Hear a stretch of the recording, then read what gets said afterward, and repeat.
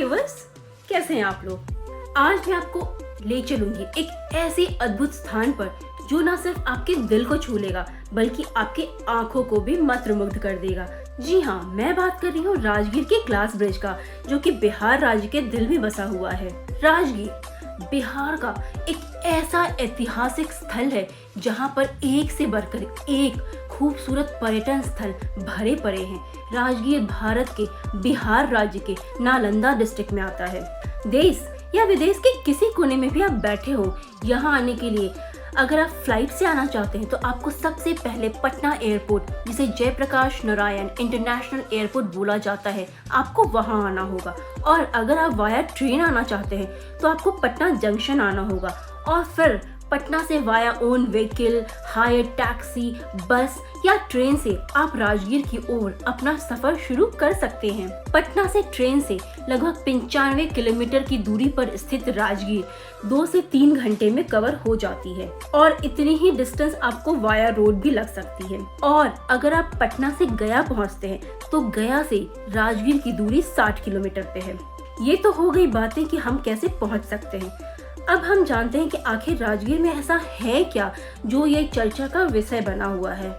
जैसे ही आप राजगीर स्टेशन पे पहुंचते हैं ना, तो वहां से लगभग 10 किलोमीटर की दूरी पे राजगीर का नेचर सफारी, जिसके अंदर glass bridge, suspension bridge, cottage, flower dome और बहुत टाइप की एडवेंचर जैसे जिपलाइन, शूटिंग, आर्चरी जैसी एक्टिविटीज भरी पड़ी है, उसका लुत्फ उठा पाएंगे। और अगर आपको राजगीर के वाइल्ड लाइफ सफारी जाना हो तो यह रेलवे स्टेशन से 4 किलोमीटर की दूरी पर स्थित है, जिसमें अगर आप लकी हुए तो आपको बहुत सारे जानवर जैसे leopard, Indian Bengal tiger, lion के दर्शन हो सकते हैं, जो कि खुले में घूमते रहते हैं।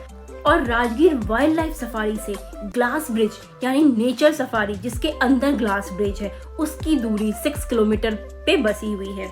राजगीर, इसमें ना पर्वत के शिखर पे खड़े होकर वादियों को निहारने का एक अलग ही अनुभव प्राप्त होता है, जिसे हम बयान नहीं कर सकते।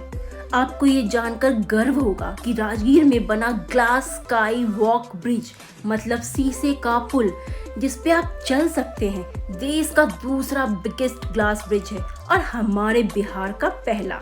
और अगर पूरे भारत की बात करें तो पहला ग्लास वॉक पेलिंग ग्लास वॉक, जो कि सिक्किम में बसा हुआ है। वैसे तो पूरे देश में पहला ग्लास स्काई वॉक चाइना के हेवाई प्रांत में बना था। मतलब बिहार जैसे राज्य में ऐसी घूमने वाली जगह देखकर इंसान मनमोहक और आश्चर्यचकित दोनों हो उठता है, जिसे लफ्जों में बयां करना थोड़ा मुश्किल है। इसके लिए आपको थोड़ा समय निकालकर महात्मा बुद्ध की इस पावन धरती पे जरूर आना होगा। तो सबसे पहले मैं नेचर सफारी की ओर अपना रुख करती हूँ।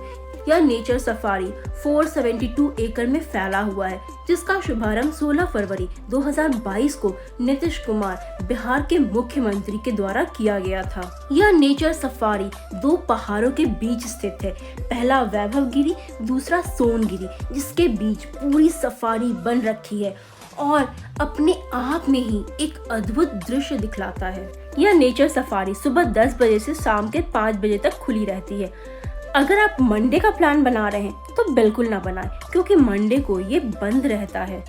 इसकी शुरुआत 1-1 घंटे के बाद से होती है। अगर आप ऑनलाइन टिकट बुक कर रहे हैं तो ये आपके लिए बेस्ट होगा, वरना सुबह के 8 बजे यहाँ तक कि सुबह के 3 बजे से भी आपको लंबी लाइन का सामना करना पड़ सकता है। ऑनलाइन टिकट आपको 3 दिन पहले बुक करनी होती है। और हाँ, एक चीज और, जो ऑनलाइन टिकट बुक होती है वो सिर्फ अंदर एंट्री के लिए होती है। उसके बाद आपको हर जगह ऑफलाइन टिकट लेना पड़ता है। ग्लास ब्रिज विजिट करने के लिए आपको 150 रुपीज का टिकट लेना पड़ता है, जिसके साथ ग्लास ब्रिज और सस्पेंशन ब्रिज दोनों घूम सकते हैं। नेचर सफारी में घुसने के बाद ग्लास ब्रिज जाने के लिए हमें मेटाडोर बस मिलते हैं, जो कि लगभग 20 मिनट में आपको ग्लास ब्रिज के एंट्री तक पहुंचाने में मदद करती है। और एंट्री गेट से ग्लास ब्रिज का डिस्टेंस 100 मीटर के अंदर है। और हाँ व्यूअर्स, अपने पास कैश जरूर रखें, क्योंकि नेटवर्क इशू के कारण ऑनलाइन पेमेंट वहां अलाउड नहीं है। अगर हम बात करें तो राजगीर का यह ग्लास ब्रिज 85 फीट लंबा, 5 फीट चौड़ा और जमीन से 250 फीट ऊपर स्थित है, जिसपे एक साथ 40 लोग चहलकदमी कर सकते हैं। जस्ट इमेजिन, इतनी रोमांचकारी अनुभव, ऊंची पर्वत चोटियों के बीच गहरी खाई के ऊपर से गुजरते शीशे का पुल बहुत मूवी में हमने देखा होगा। और इसी हसरत को पूरा करता है राजगीर का यह ग्लास ब्रिज, जो बिल्कुल एक सपने सा प्रतीत होता है, एक अलग ही दुनिया। यहाँ तक कि इसके स्टेयर्स भी शीशे से निर्मित हैं। वैसे तो इस शीशे के पुल में शीशे की थिकनेस 45 mm है, पर जैसे जैसे आप ग्लास ब्रिज पे आगे अपने कदम बढ़ाते जाओगे, वैसे दिल की धड़कनें थोड़ी थोड़ी बढ़नी शुरू हो जाती हैं। ऐसा लगता है ना मानो ग्लास के बीच हम लोग हवा में खड़े हैं, नीचे खाई, सामने पहाड़, हरियाली, एक अलग ही वातावरण का माहौल प्रतीत करता है, हमें सुकून मिलता है। एक ज़रूरी बात, अगर आप अपने साथ बच्चों को ले जा रहे हो तो इस पे 6 साल से नीचे के बच्चे इस ग्लास ब्रिज पे अलाउड नहीं है, लेकिन आप उनको सस्पेंशन ब्रिज पे घुमा सकते हो। हर दिन इतने लोग आते हैं इस ग्लास ब्रिज की खूबसूरती को निहारने कि बहुत बार क्या होता है ना, उस पे वेटिंग चल रही होती है, तो हम लोग उस टाइम ना सस्पेंशन ब्रिज पे घूम सकते हैं। तो फिर क्या था, हमने अपने कदम सस्पेंशन ब्रिज की ओर बढ़ा दिए, जो लगभग ग्लास ब्रिज से 5 से 10 मिनट की दूरी पर स्थित है। इस सस्पेंशन ब्रिज का बेस लकड़ी से बना हुआ है, जो कि जमीन से 250 फीट ऊपर है, और ऐसा बोला जाता है कि यह ग्लास ब्रिज से ज्यादा रोमांचकारी भी है। और हो भी क्यों ना, इस पे जैसे जैसे हम लोग चलते हैं, जैसे जैसे आगे बढ़ते हैं, यह बिल्कुल झूलने लगती है, मतलब इसमें झूला झूलने वाली फीलिंग आने लगती है, जिसके कारणवश एक बार में इस ब्रिज पे 25 से ज्यादा लोग अलाउड नहीं हैं। इस ब्रिज के बारे में एक बात और बहुत प्रसिद्ध है। ऐसा बोला जाता है कि यह ब्रिज फल्गु नदी के ऊपर बना हुआ है, पर यह नदी हमें दिखाई नहीं देती क्योंकि वह अंडरग्राउंड है। जैसे जैसे आप कोस्ट किनारे पे जाते हैं और थोड़ा डिग करते हैं, तब थोड़ा सा नदी का पानी बाहर आता है, क्योंकि इस नदी को माँ सीता का श्राप लगा था। आइए थोड़ा सा इसके बारे में विस्तार से बात करते हैं। श्री राम, लक्ष्मण और सीता माँ राजा दशरथ का पिंड दान करने के लिए गया धाम पहुँचे थे। फिर पितृपक्ष के लिए आवश्यक सामग्री जुटाने हेतु राम और लक्ष्मण नगर की ओर चल दिए। दोपहर का समय हो गया, पिंडदान का समय निकलता जा रहा था और सीता जी की व्यग्रता बढ़ती जा रही थी। तभी दशरथ की आत्मा ने पिंडदान करने की मांग कर दी। फाल्गु नदी पे अकेली खड़ी असमंजस में पड़ गई और मुहूर्त निकलता देख उन्होंने फल्गु नदी के साथ वट वृक्ष, केतकी के फूल और गाय को साक्षी मानकर बालू का पिंड बनाकर राजा दशरथ का पिंड दान कर दिया। उसके बाद जैसे ही राम और लक्ष्मण वापस लौटे, तब सीता ने बताया कि समय निकल जाने के कारण मैंने स्वयं पिंडदान कर दिया। परंतु राम जी ने बोला, बिना सामग्री के पिंडदान कैसे कर सकती हो सीता, मुझे इसका प्रमाण दो। मतलब औरतों को हर चीज का प्रमाण बहुत पहले से ही देना पड़ता आया है। तब सीता जी ने कहा, यह फल्गु नदी, केतकी के फूल, गाय, वट वृक्ष इसकी गवाही दे सकते हैं। परंतु फल्गु नदी, गाय और केतकी के फूल ऐन वक्त पर मुकर गए और सिर्फ वट वृक्ष में इतनी हिम्मत थी कि उन्होंने सच्चाई बयां की।